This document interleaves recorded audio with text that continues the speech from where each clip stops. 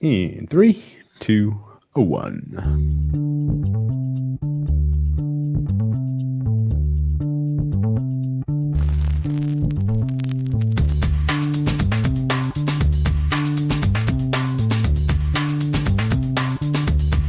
Welcome to the acclaimed podcast, The Deep Dive, featuring your esteemed hosts, Andy Monitor and Drew Dinzik, powered by BetSperts.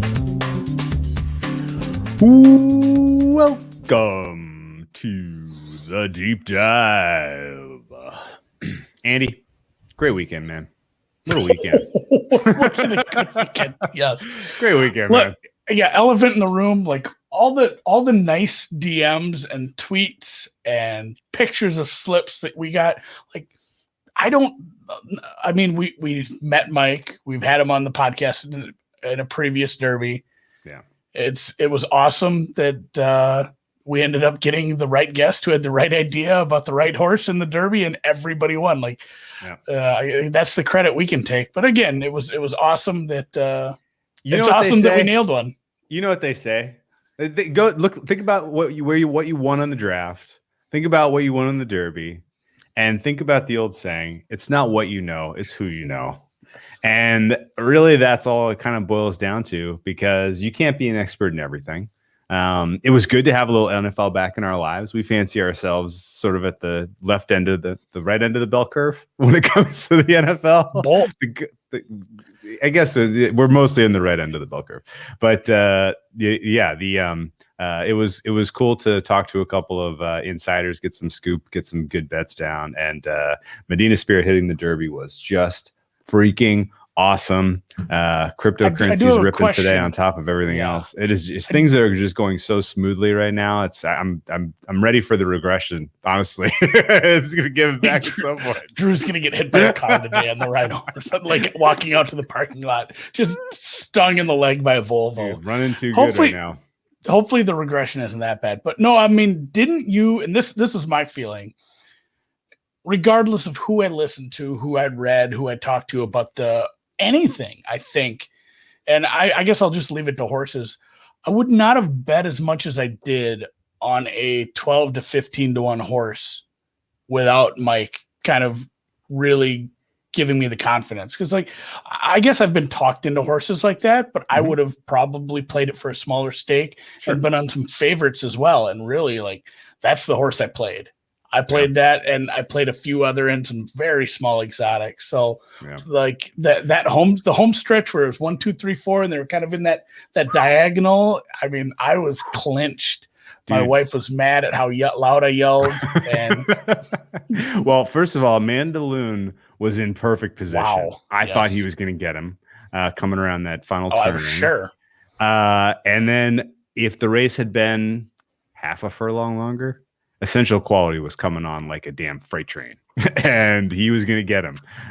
So the fact that Medina Spirit held on was just awesome. And again, it's one of those where you're probably not going to get a lot of chances in your lifetime to bet the only bad Baffert horse in a race that is, one bad Bob Baffert horse ran the Derby and the Oaks, and he was a double-digit price, and that's probably not going to happen again in our life. So that was pretty cool. But no, good Derby run, good NFL draft. Let's pivot and talk about the draft. I guess just a couple quick thoughts on the Derby and the horses. The draw is going to matter a lot for the Preakness. There's going to be some faster horses in that race, it looks like, and it's a shorter race though, so there's going to be a little bit of trade-off. Yes. But you're sure as shit ain't getting a 12 to 1 on Medina Spirit in the Preakness.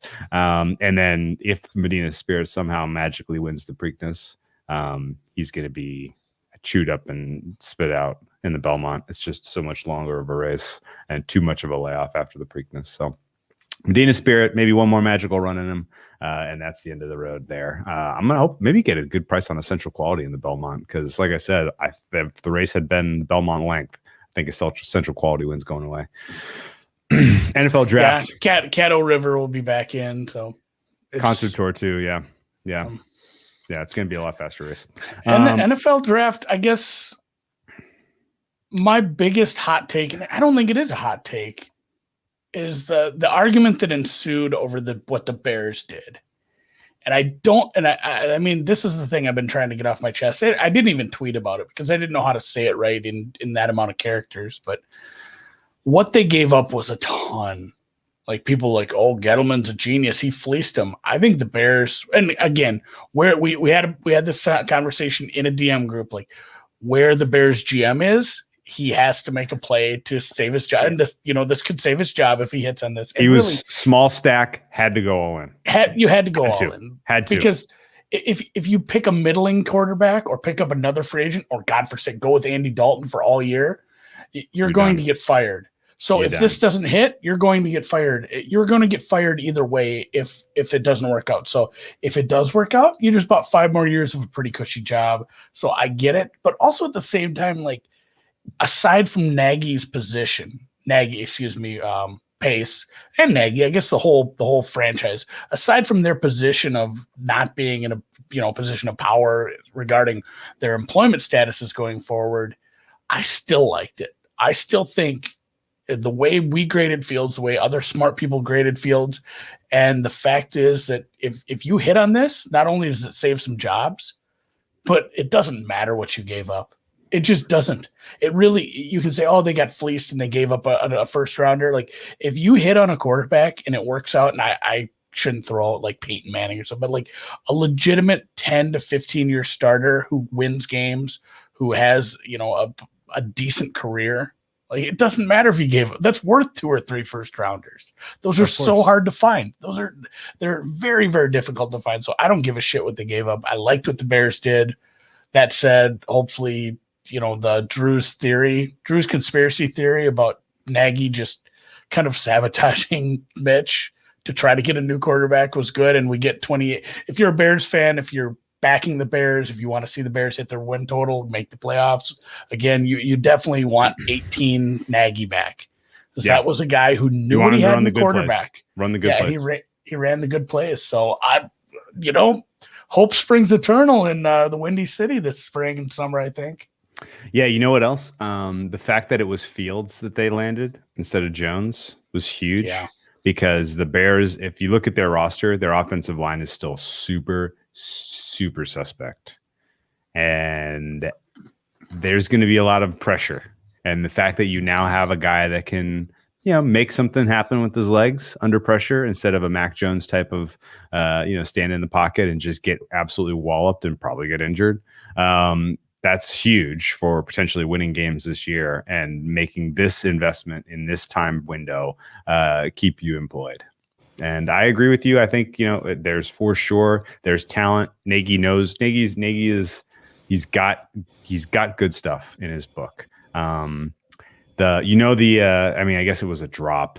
It wasn't Mitch's fault, but the play that they ran, the misdirection play that they ran against the Saints, where they went deep that one time. Run that once a game with Fields. Yeah. Run that once a game with Fields. He's going to make those throws, and you're gonna have some home run potential now, which the Bears have not had for a long time. So it's pretty cool. I thought the Bears ultimately, I get what they did. I don't have any question, any problem at all giving them some positive dap for their draft overall. I like the offensive lineman they got too. They got the kid from Oklahoma State who slid into the second round. He's going to be a year one starter. He'll be a starter. He'll be a starter this year for you. And your offensive line was bad. You needed him. I thought he, if we want to flip the script a little bit, talk about a team that took a meaningful step backwards in the likes of the Pittsburgh Steelers. They should have taken that kind of guy in the first round instead of Najee Harris, in my opinion, just because their offensive line is also bottom 5 in the NFL. Question. Sure. What if you had a Mac Jones type, but he was like 20 years older and had been hurt like 75 times throughout his career? Would you try to improve your offensive line? I would. Yeah, I would. And on top of that, what if you were like the 32nd best running team last year? And most of that was because your offensive line couldn't create holes or space or get a push or win 1v1 in the trenches ever. And I would also try to improve my offensive line. And the Steelers did not do that. And that was a swing and a miss for them. I can see this going very poorly for them. If you had to say, give me one team that has the greatest delta between their wins in 20 2020 and 2021, it is the Steelers, and it's not close. They're going to go from what were they, 13-3, 14-2? 12, I believe. 12-4. They didn't lose 4 games. They were undefeated until like week. They win 13. 11-0, and then I think they went like 1-4 to close, Oh, man. really? They finished 12-4? Oh, that's wild, man. Oh, I- they were I- 12-4. Holy shit.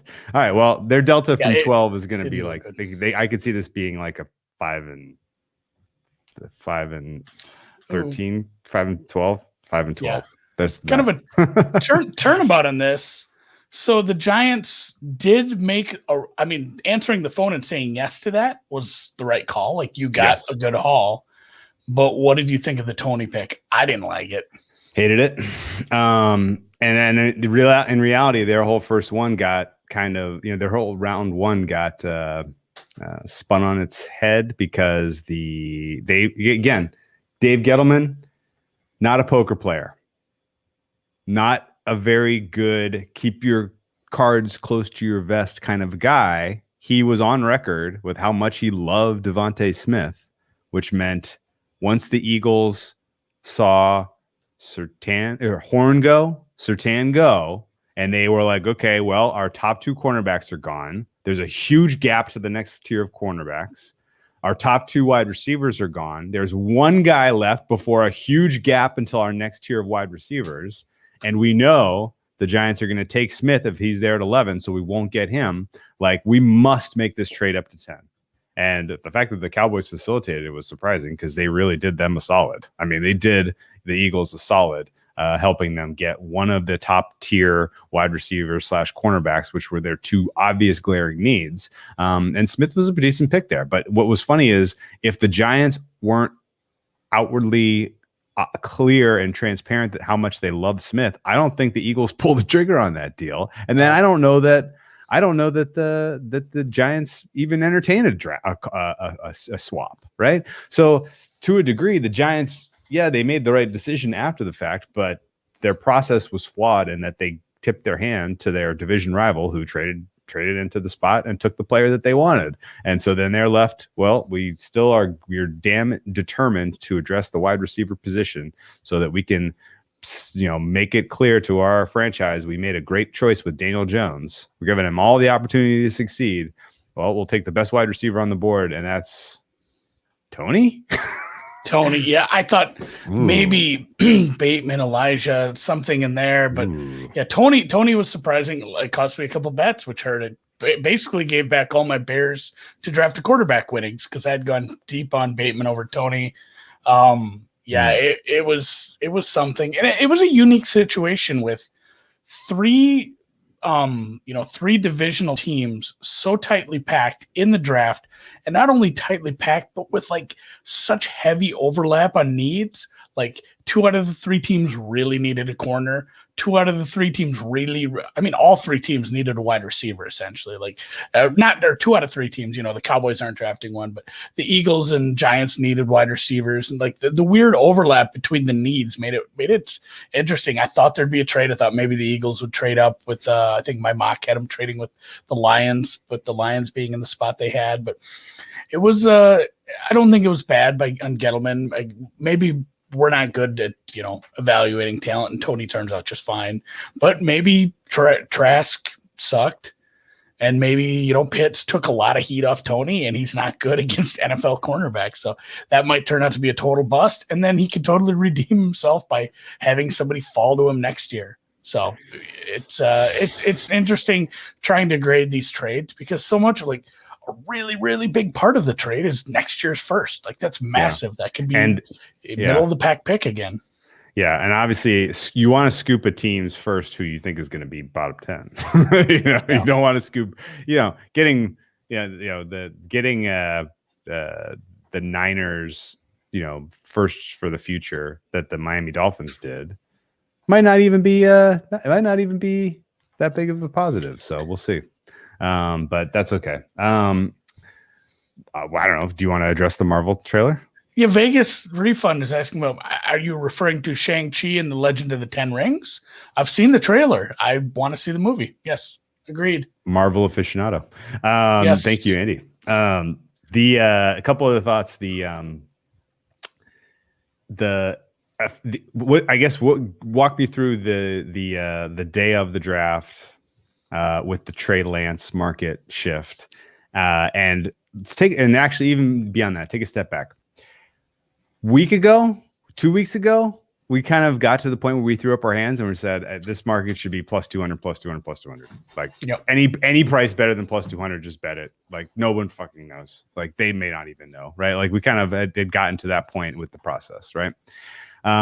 Walk me through your day of draft with the Trey Lance market for the Niners, and then the actual calling of the number 3 pick ultimately. I had originally bet Mac over 3.5 at like plus 140. That was a bet. That's when they were actually taking bets on this, not a month ago when you couldn't really get down. So like I felt good about that because I said it was Fields. And then my second bet, doubling down on that, essentially I took a bet and split it here, was Fields goes to the Niners. Now, I did not bet Fields goes 3. I bet Fields goes to the Niners because it paid like 5 cents more. Sure. I remember it was like 170 and 175 or something, maybe 10 cents. So I remember my wording was not. So I didn't have Fields to go 3. I had him going that, which is pretty much the same thing unless some disaster chaos scenario. So, and we'd said, all right, we give up. It's going to be Mac. And then the weird late steam come in. And then literally like 15 minutes before the draft, somebody who we trust, somebody we love, big ups to this guy, said, hey, it's Fields. I got a guy. It's for sure. He's very confident. I said, I'll put the trust in it because he's. You mean Lance? Yes, it's Lance. Excuse me. Yeah. Yes, and I mean a lot of places were hanging like minus 200, and I found a couple places that still had minus 110. So, mash as much as it let me, and then 7:00 Central rolls around, and the draft doesn't actually start. 20 minutes later, we get a pick.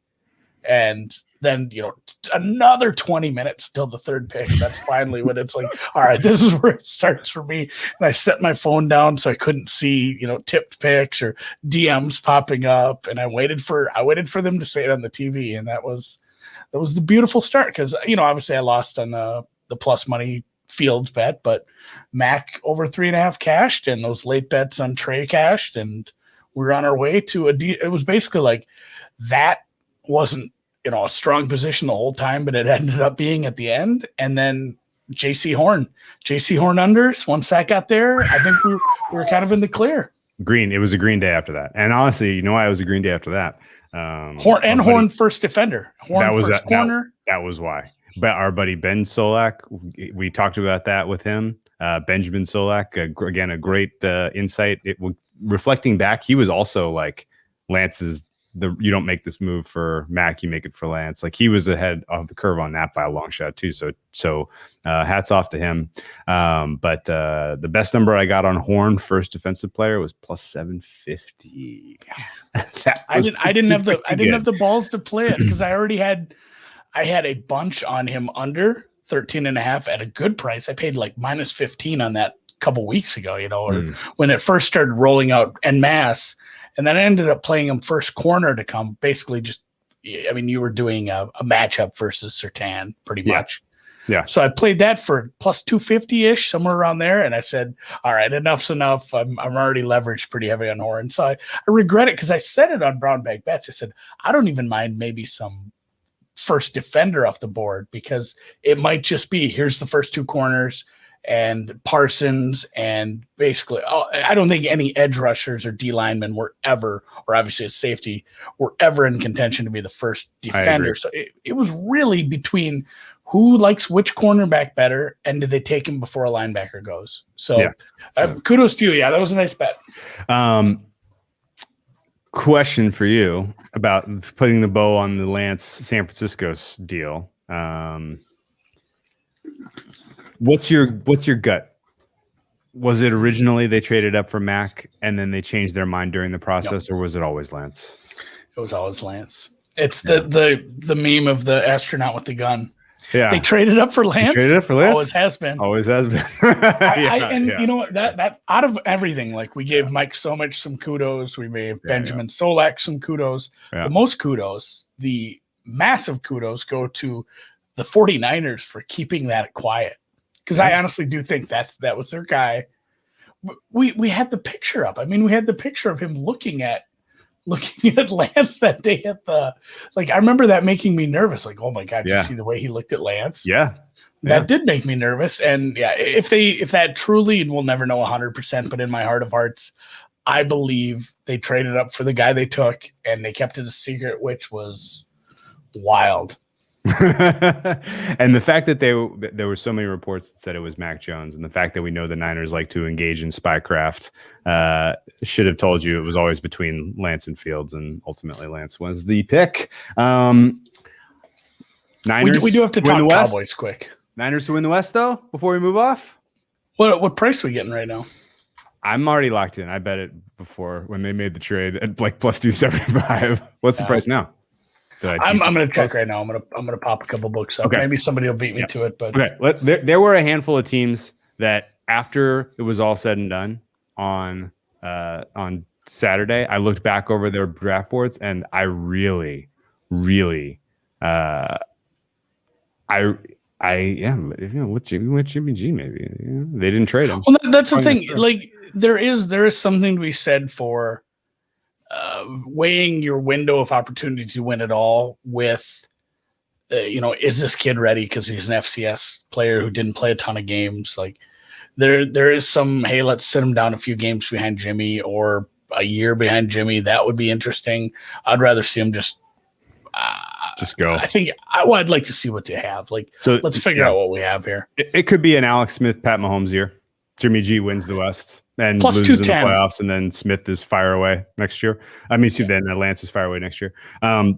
Okay, so I got a good number then. 275 is down to 210. Okay, yeah, 210. There were a couple teams though on Saturday. I'm looking back where I really was just left scratching my head. It's like, what was the vision here? Like, what were we trying to do here? What was the plan? Where did it all go wrong? We mentioned the Steelers, which I still am scratching my head over. Why you failed to address the offensive line position in any meaningful way. But the other one who swung hard and hit into a double play was the Dallas Cowboys. Cross sport analogy. I like that. Yeah. Oh my goodness. Their defense stinks. And you know what? They drafted more defensive players in this draft than they have ever drafted before as a franchise. And it's still not looking like they're going to have big improvements. We talked a little this morning on Brown Bag about defensive rookie of the year. I should almost pull those odds up. Parsons is favored. And I wanted your take on this because I brought him up and I said, the defense might stink so bad that it's going to be hard to, get excited about a guy, even if he does end up with a decent amount of tackles. It's like, oh, but this defense stinks. It's not like the Redskins last year, the Washington football team, that like, oh, this defense is fun. They're exciting. They're getting after the quarterback. And, sacks are always more exciting than, oh, he had 120 tackles. Like, oh, good for him. That's super exciting. But the other part was, too, I had both ends of the spectrum. I believe it was Owusu Koamura that went to he went to Cleveland in the second round. He was like second favorite. And it's like, if you're not the best edge rusher or pass rusher on the team, I don't know if that suits you very well for rookie of the year either. If you're playing second fiddle to a guy, whereas last year we had he was clearly, Sweat was good. There was other good pieces, but he was the best. So defensive rookie of the year, I started looking at some of these edge guys, and there's some decent numbers, 7, 8, 9 to 1. I think we should get into some of these award markets next week. Okay, let me think about it a little bit more because right away, forget about the corners. This is good. What do they have? That's right. Yes, 5 off the whole. Yes, seriously. What was the vision? What are we doing? What are we doing? I really don't get it, man. I think who else you have to give some consideration to for DROI is Jalen Phillips. He's going to get some. He'll get some sacks for Miami. He'll be pretty damn decent. Really, if anyone can rack sacks, they're going to beat out a linebacker. If we don't think that any of the pass rushes are going to get the opportunity, then we just have to pick the linebacker we think is going to get the most tackles. And I think we completely rule out cornerbacks because it's just too tough to adapt in 1 year and be that impactful at the cornerback position. Yeah, it was Kwity Paye 750, Jalen Phillips 9 to 1, and Collins at like 12 to 1 were some things I was looking at. Yeah. I think we also have to circle a defense that we think is going to be good enough to warrant giving them an award. Like that's always part of the voting process, which is kind of stupid. But that said, some other teams that really left me scratching my head. Mike Mayock, Vegas Raiders. Really good mocker. What is the vision there? I mean, it will not shock me at all if the Raiders are now like 3-4 win team. I mean, this is a really, really sketchy roster. The offensive lineman they took in round 1 was a wild reach. They made up for it a little bit by getting a safety who slid. This TCU guy was expected to be safety 1. But safety is not a position that meaningfully swings your defense, good or bad. And there was plenty of guys available in free agency. If that's a part of your roster you wanted to improve, you didn't need to use round 2 capital there, buddy. And ultimately, it feels like the Raiders are one of the lesser. I guess as I look across the AFC now, the Houston Texans are clearly the least talented roster. Period. Clearly. And if Deshaun Watson is out for whatever reason, they might be one of the least talented rosters we've seen take the football field in a long time. The Raiders are number 2 in terms of least talented, I have to say. I would put the Jags ahead of them. Yeah. I would put the Jets ahead of them. I would put the Bengals ahead of them. And Mayock has had a shit ton of draft capital the last 3 years. And now you look at this roster and this is what you got. Like, it's a bad scene there. I don't know if it was the right move for him to move out of media into a front office position and be given that type of responsibility. Yeah. It sure was. Apparently there was a really juicy 8 out there, but this has moved to a juiced over 7. It's going to keep going. It's 7. And I would still bet 7. You can get 7 at even money right now. That's still a bet. It's going to keep going. Yeah, I would expect that to keep moving. Yeah, because not only like the offense likely takes a step back, like the defense will continue to just stink out loud. And yeah, the reaches that were made, not only do they have to absolutely hit for them to even think about sniffing 6-7 wins, like it just, I don't see how they improve. And even if it's 0-6, write it down in pen. 0-6, even if it's lock, man, they might not be the. And if Rodgers ends up in Broncos, like there's two, like they're facing one of the toughest divisions if Rodgers moves over there. What a great segue! What a great segue! What in the fuck is going on in Green Bay? What the fuck? What is going on? What was this draft? How do you not keep your MVP, multiple MVP, Super Bowl winning quarterback, franchise cornerstone satisfied? And I guess ultimately I will believe it when I see it that Rodgers is actually dealt. But now that the draft has come and gone, you're going to get pennies on the dollar for him in terms of a rebuild. Like, what in the world is happening in Green Bay? What's your read on this? Ownership. It's terrible ownership. It's. I don't know what management is doing there. I would be mad. Yeah, owners meeting at the VFW. I would be mad at definitely management, GM, everything about that. Like, it's like they're going out of their way to piss them off. Like when you're fighting with your wife or something and you have to like say something snide, like a little, just like, oh, why did I do that? Now the fight's going to be like 2 hours longer. Like they're just doing that. It's like they're going out of their way to make him angrier. Like it's like the guy that nudges you, like, shh, I'm trying to get fired. Like I don't know what's going on. Like you have again, we spoke about this with Fields.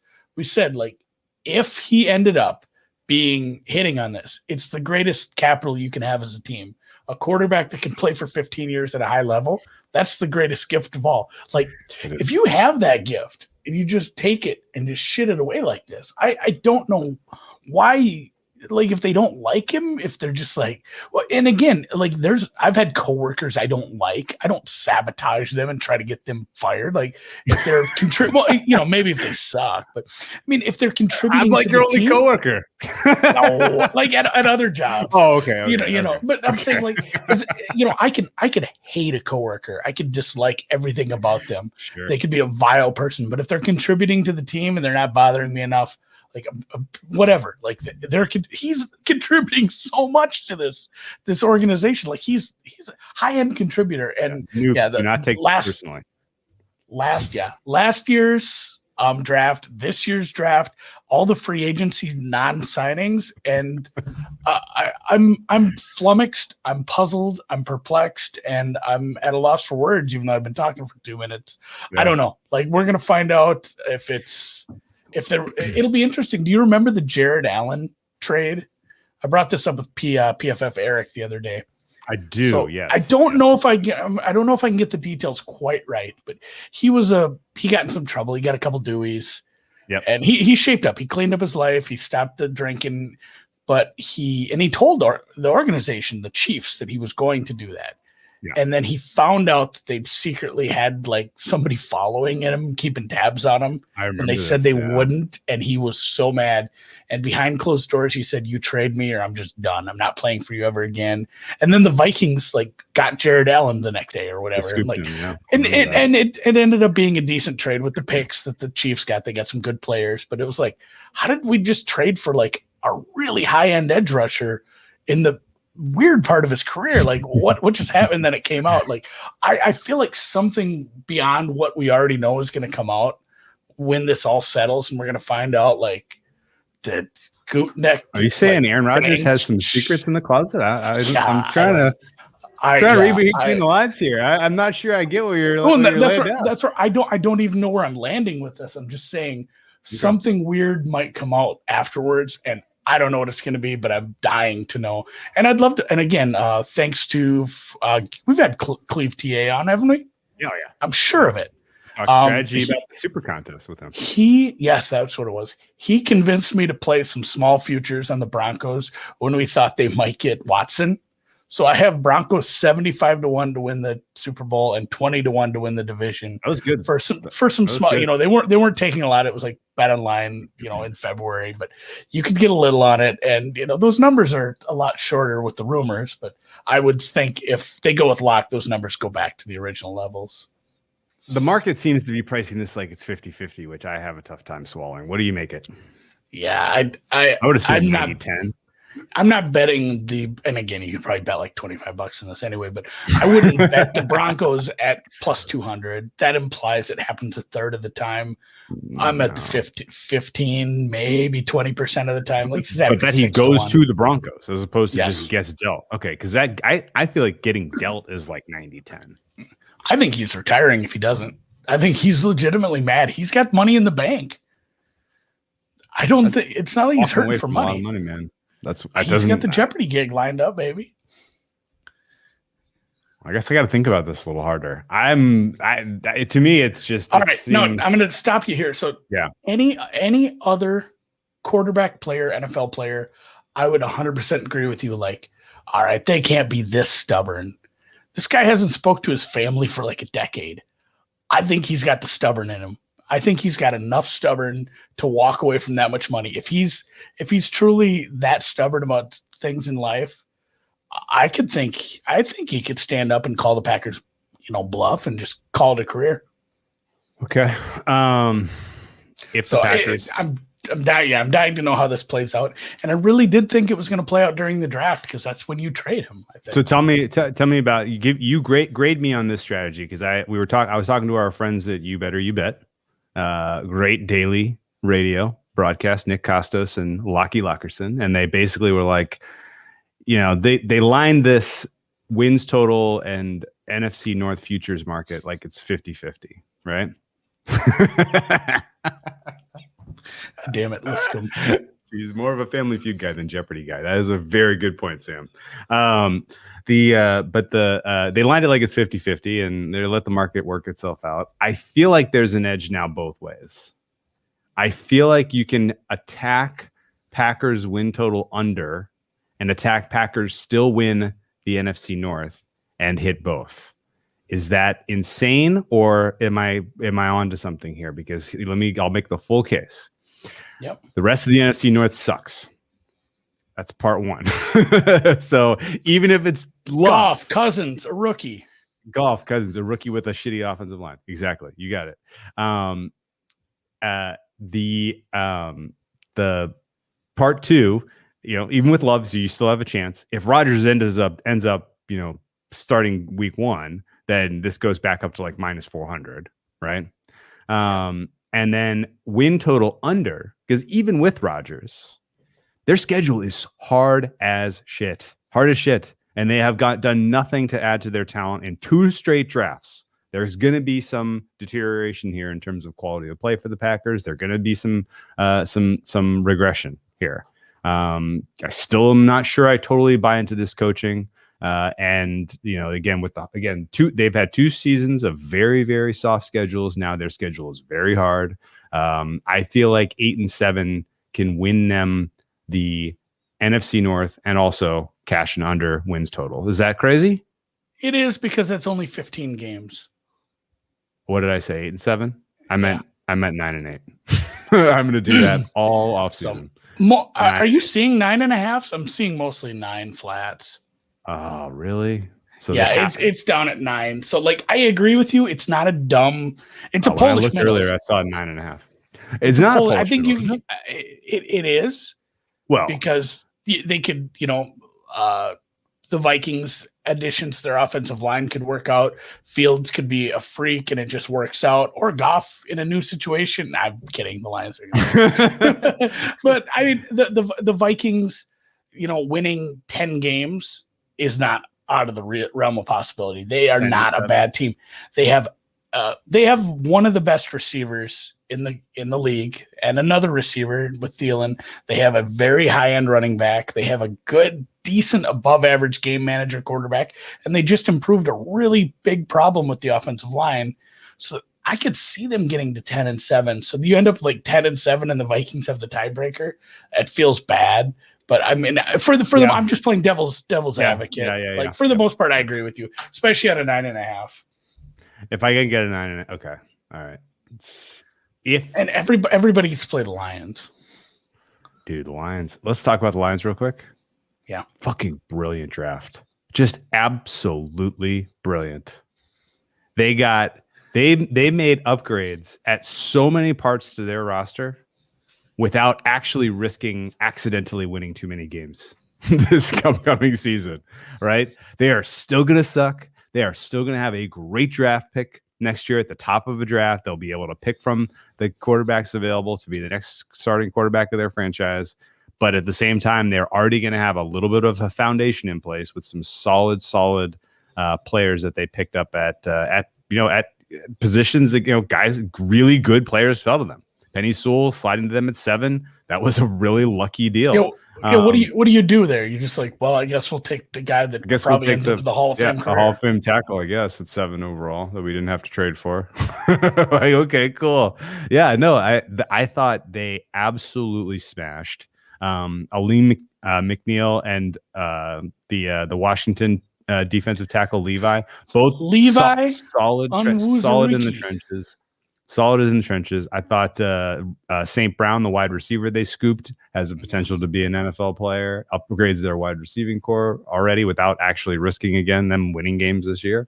So no, I thought they came in with the most solid vision of long-term building out a franchise, and getting assets that aren't going to accidentally win them too many games this year. So good job by them. Even the really, really late running back, like he was. I remember watching one Beavers game. That guy, I mean, he didn't play a lot of games. I don't know if the Pac-12 just had that short of a season. I just pulled up his stats, but he had 858 in 6 games and 6 touchdowns. Like, he might be a decent little, hey, guess what? We got a bonus. He was almost, Mr. What do you call it? Irrelevant. He was like 3rd to the end. I mean, you're in kicker territory. Yeah. So, but good for them grabbing. Other teams are blowing capital on long snappers. and they scoop a nice little running back piece. I completely agree with you. I thought Detroit, they might have won the draft in terms of just process. Like I much more care about the game theory and what you're trying to do long term, building a franchise, and whether you execute it well or not. And the Lions smashed in terms of building a foundation without winning, without really, like you said, you don't have the roster where it's like, oh man, if we just had a really good tackle, this offense would start humming immediately. Maybe if you had kept your if you had Stafford, sure, and if you had Stafford and he was throwing to Galladay, maybe. Yeah, that's a thing. But now you have Goff, and you're set back in a bunch of other places. But it's like long-term additions, some defensive linemen, a really good offensive lineman, and a bunch of other punts that might work out. So and they're probably drafting top 10 again next year, and that's good for them. And really, 2 months ago, let's say like a month ago, if you had told me Sewell gets to 7, I'd have laughed. That's back when we were thinking Sewell before Chase, Sewell before Pitts. We were thinking maybe even Sewell before a third quarterback. You know what else you have? If you're the Lions, you have enough draft capital that you've accumulated now for next year that if the legal situation works itself out for Deshaun Watson, you could reasonably make a play for Deshaun Watson next year and bring him to Detroit. And then all of a sudden you have like maybe one of the better teams in the NFC, like that. Like, sign a wide receiver out of free agency, give up some assets for Deshaun Watson, and all of a sudden you might be pretty decent, surprisingly, except you still have Dan Campbell, a head coach, which is the head scratcher of all of this, unless that was a 1-year thing to make sure they get the number 1 overall pick, which we'll see, I guess. But, juicy 5. Real juicy over on the 5. I'm guessing it's 5.5 at other shops. I just have one book open. I don't think I want to touch that. They're they're a volatile team, and I believe it stretches from like 1 to 7 wins. Yeah, just based on something like we don't know how good the Bears will be. They might sneak some wins there. I got to look at their schedule, but 5, it just seems like a good number. I wouldn't touch that one. Yep. The other major takeaway I had from the draft overall. We knew it last year, and it has grown, in my opinion, the disparity between the AFC and the NFC. The AFC is stacked. The 4 best teams are AFC teams. Even with Pittsburgh taking a pronounced step back, the AFC is still stacked.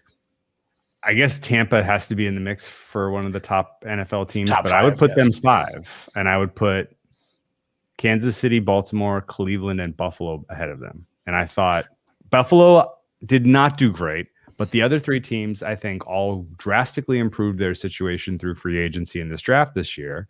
And you have Cleveland, certainly. Cleveland did. I liked what Baltimore did. And Kansas City even got some decent value, and on top of that, they presumably have something with Orlando Brown that's better than what they had before of offensive line. So, I mean, do you have the same sort of sense that the NFC is wide open and the quality of team is a lot lower than what we have across the AFC? Yeah, no, I would agree with that, and especially again, we go back to the Rodgers stuff. If that happens, it's tilted. That scale hits the ground. Yeah, no. Yeah, I mean, if all of a sudden, the Broncos are a top 8 team, if not better. Top 6. Top 6, yeah. They are probably the 4th or 5th best. They might even jump Buffalo, which is tough to say because I do like a lot about Buffalo. But, man, all those young receivers with a really competent quarterback and the defense returning, man. And then furthermore, like Green Bay is a top team in the NFC. And if they lose Rodgers, clearly not. The Niners might be in this mode where they start Jimmy at the start of the season and then go with the rookie, or just go with the rookie and see the growing pains. There's another top team that drops down. I don't know what we're going to get from Stafford out on the West Coast right now. Seattle's always a bit of a wild card. They'll be in the mix, but again, coaching can hold them back. Like I said, Minnesota is probably a middling to slightly above average team. Some people have made some cases. I mean, the whole NFC East, they won't be the laughing stock that they were last year, but I still, Daniel Jones is likely not the answer. The the Eagles are going to be fighting with, a young quarterback for most of the time. And, we've talked about the Cowboys and all their problems. If they do get healthy, they can be a good team, but certainly not a top 6 team with that defense. And then, like the NFC South, I don't know if Pitt solves everything, if we still see Matt Ryan with the issues he's had. And the Saints are probably taking a step back. I don't know where I stand on the Panthers right now. I'd love to see Darnold play well, but certainly I don't think his ceiling moving to that position is like, oh, now the Panthers can be a top 10 team. I think top half of the league would be the ceiling. So yeah, NFC is like Tampa, man. It's Tampa, Yeah. Green Bay, and if Green Bay loses a quarterback, boy, it's rough. Yeah. The disparity between the conferences is more broad than I've ever seen it. I guess, can you see the top 3 in the AFC playing out in pretty much any order between KC, Baltimore, and Cleveland? Or do you have a preference in how you think that goes? I'd have to look at schedules and stuff. But again, I think Kansas City's, their division's getting tougher outside of Oakland, even if it is, they're going to go with Drew Lock or Teddy Bridgewater is probably a step up. Like Teddy Bridgewater is a step up with those young receivers. And obviously we saw what Herbert did. So their division's a little tougher. Cleveland's getting a gift by Pittsburgh doing what they're doing. But again, Baltimore's very tough. Cincinnati's putting together a young roster that can probably play some offense at least. Yeah. And I guess Buffalo, I like what the Jets did in the draft. I don't think they're going to be a big contender immediately. I don't believe in Mac Jones. And Miami maybe a step forward. So they all kind of have their – I don't see one of those sticking their head above the other ones as far as who they have to play in their division. I haven't looked at, complete schedules yet. Yeah. Yeah. I'd probably give the nod to the team with the worst quarterback. It's Cleveland out of those 3. Really, I right now I'm putting Josh Allen with what he can do with his legs and his physicality and his athleticism. Wasn't he like MVP runner-up last year? Slightly, I'm putting him above Baker Mayfield. Baker Mayfield still makes some bad mistakes. He's making mistakes that we would dog on, Josh Allen about. And obviously I'm putting Patty at top though. So, but still overall roster-wise, I do love Cleveland. And they got through the schneid. Like they got to the playoffs. They won a playoff game. It's been so long. I would love to see them win a division. Yeah, man. Dude, the last time they won a division. They got a coach. Yeah. Last time they won a division, I was 5. And it was the AFC Central, which is not a division anymore. Who was it? The Oilers were in that division. They were. Yeah. Yeah. So. All right. Well, that's fair. I'm pretty sure the Jacksonville Jaguars won the AFC Central a couple times, and the Browns have yet to in the since then. I did a list of that once. It was like 9 teams that had won the division they were in. It's not good. Because it was like the Tennessee Oilers one time, and yeah. I think they're all going to be right there in that 11 to 13 win range. Yeah, I want 13 sounds like a lot, but remember we are in a 17 game season. Yeah. So Femi's point's not crazy. It might be slightly overrated. No, it might be Baker. It might be Baker. I don't know what his ceiling is, but almost certainly, that they have the DNA of a team that would be overrated because people always want to be one step ahead of like the progression, right? And so people are kind of they're banking on it and they're trying to be one step ahead. And that's a good segue though too. Yes, it is. Yes. Speaking of a guy who had DNA all over his chest, he's back this year. That doesn't get talked about a ton. Like he's a top player in the league.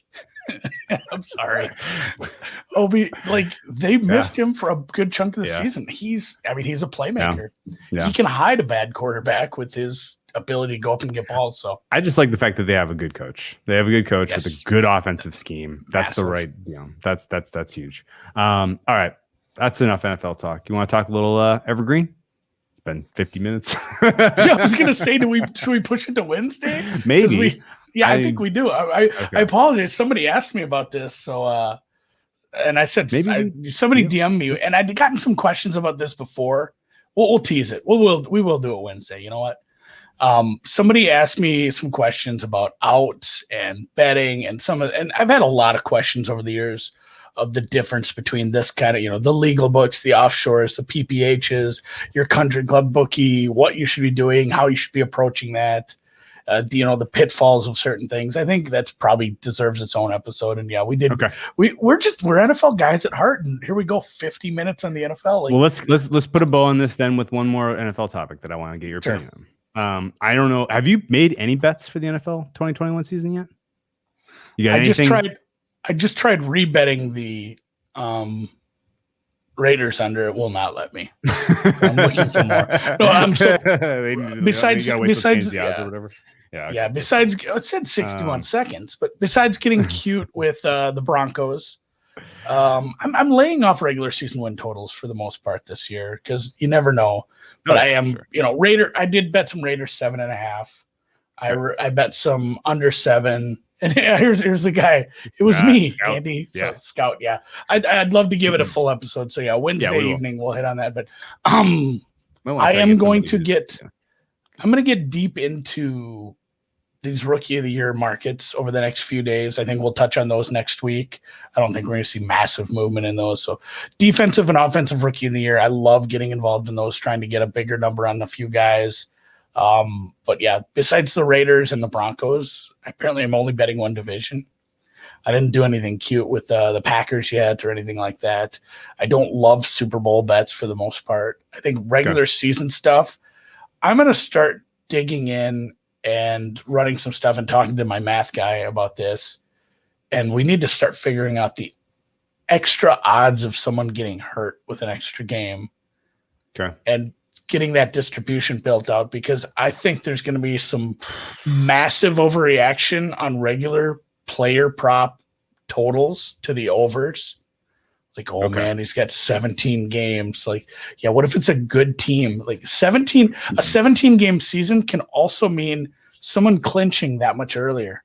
So a bunch of the meaningless games. The first player props they hung were the rookie stuff, and a bunch of sharp money, all unders. Immediately, all of it. So that's not crazy. I buy that, especially some of these guys where they landed, some of the situations they're in.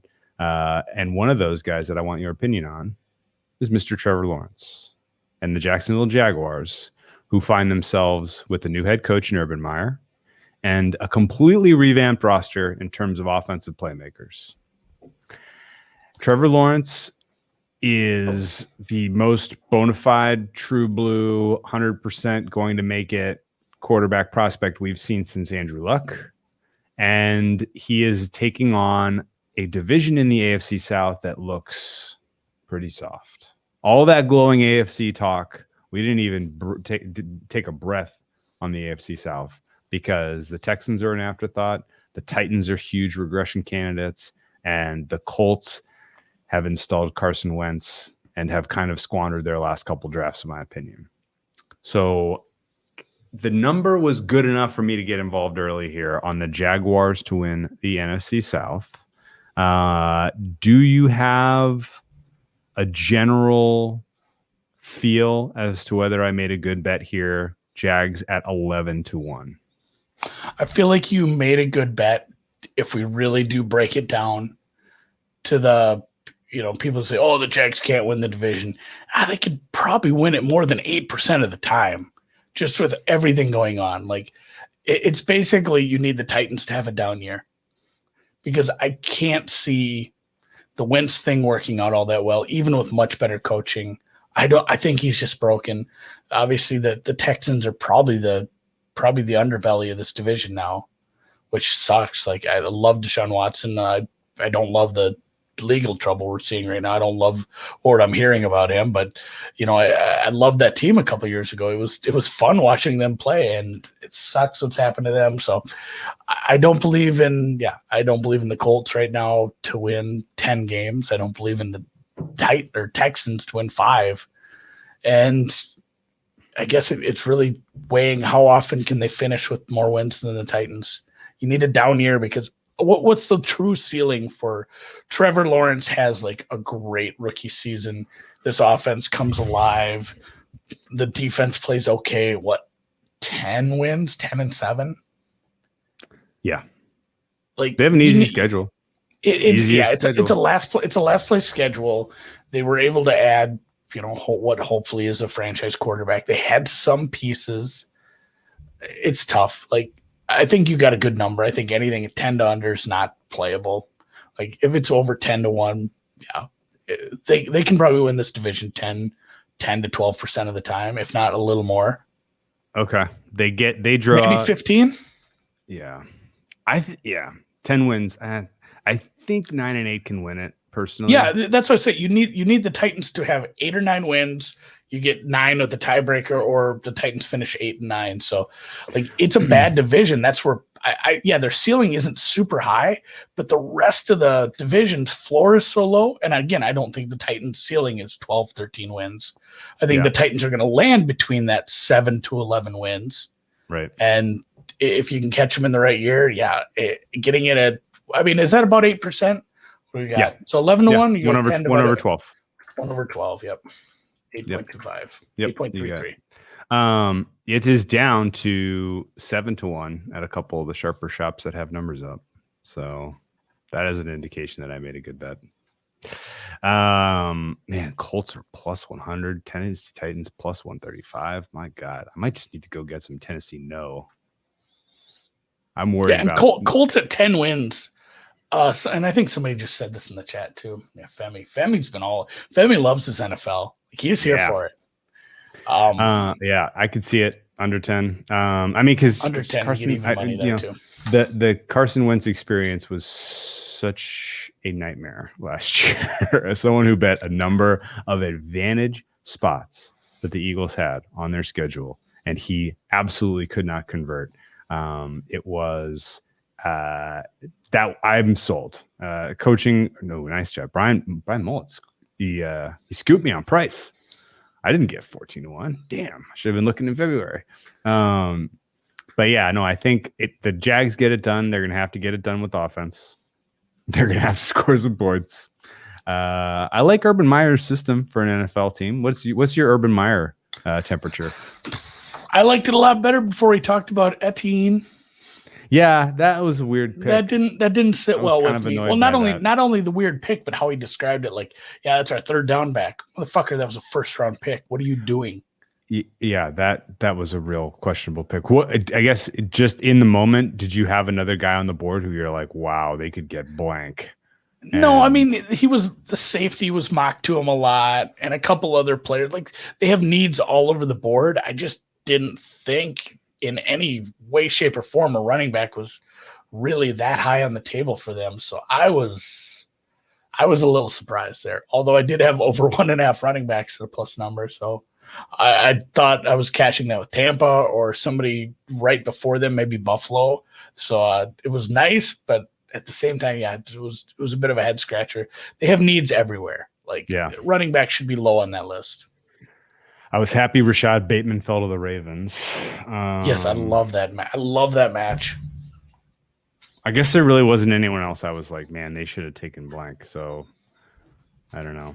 They don't. Yeah, I don't know. They really needed. Like, they could have taken the tackle that the Bears ended up getting, Tevin Jenkins. I would like to protect Trevor Lawrence. I'd like to keep him healthy. like a 10-year career plus out of this guy.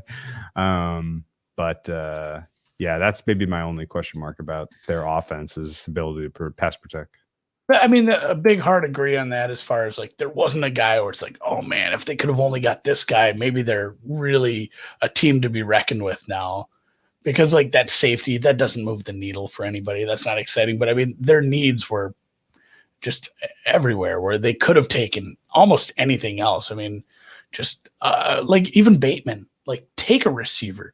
Take another offensive lineman, take a corner.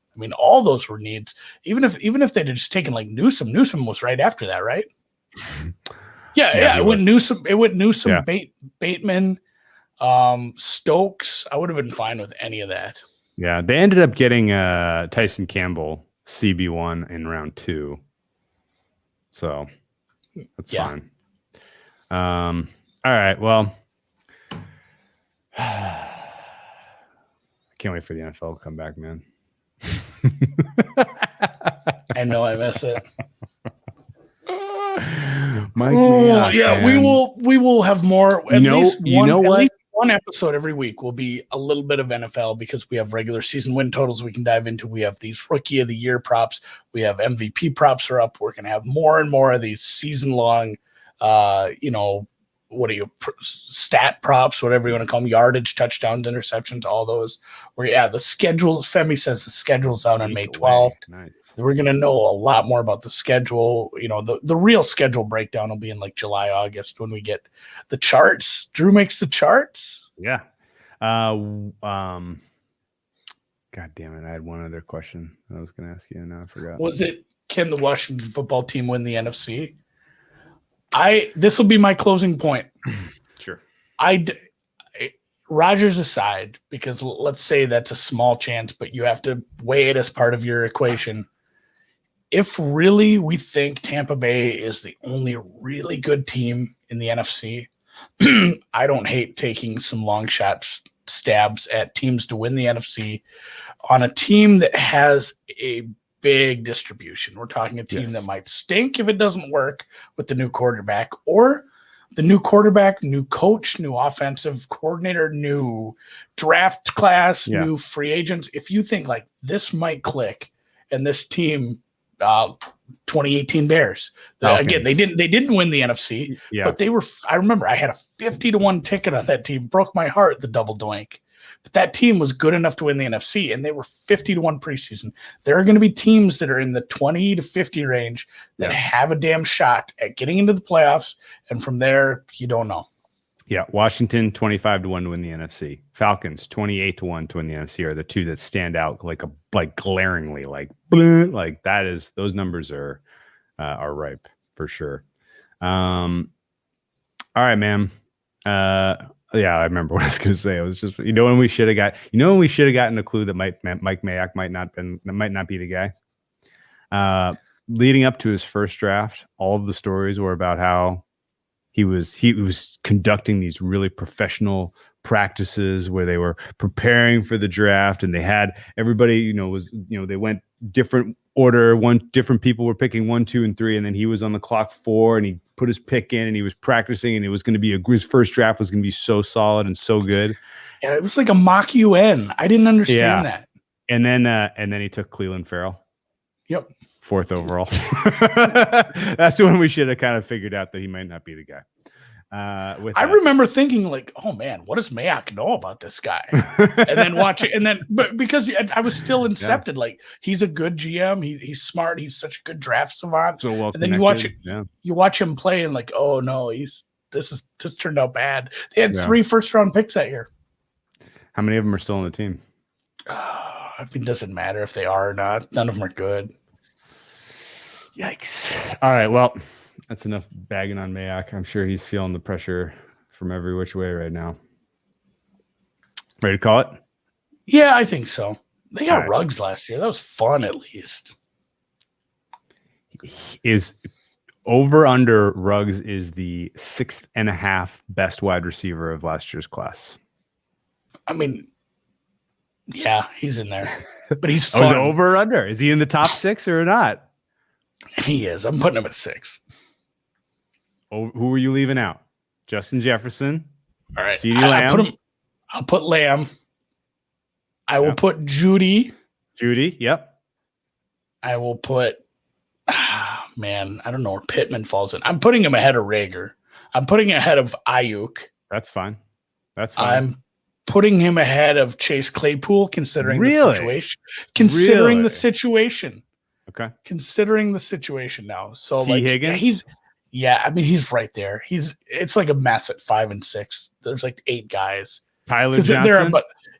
There's even like Michael Pittman, and there's a bunch of people. Laviska Shenault. There's a bunch of people you can make a case for, but we really have been trying to put a bow on this for like 10 minutes. So the Raiders stink. So the Raiders 3 picks that year were Can you name all three? I'm looking it up right now. I can't think of the third right now. Boy, one of them was the safety, and then I can't think of his name. Was it the running back? They took the running back also. Yeah, Josh Jacobs. Or was that? I couldn't think I don't know if it was it that year. Yes, it was Jacobs at 24.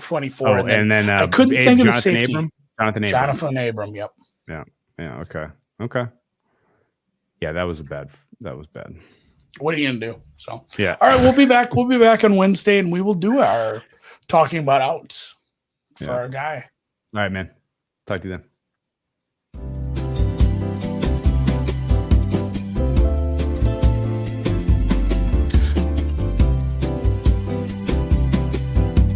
Dude, what the shit happened to Bitcoin while we were recording? Oh my god. It fluctuates, my friend. Yeah, but why in the world do people wait till the daily close and then just absolutely market dump? They do it during our show, so they know. They know I'm asleep at the wheel and I can't play defense.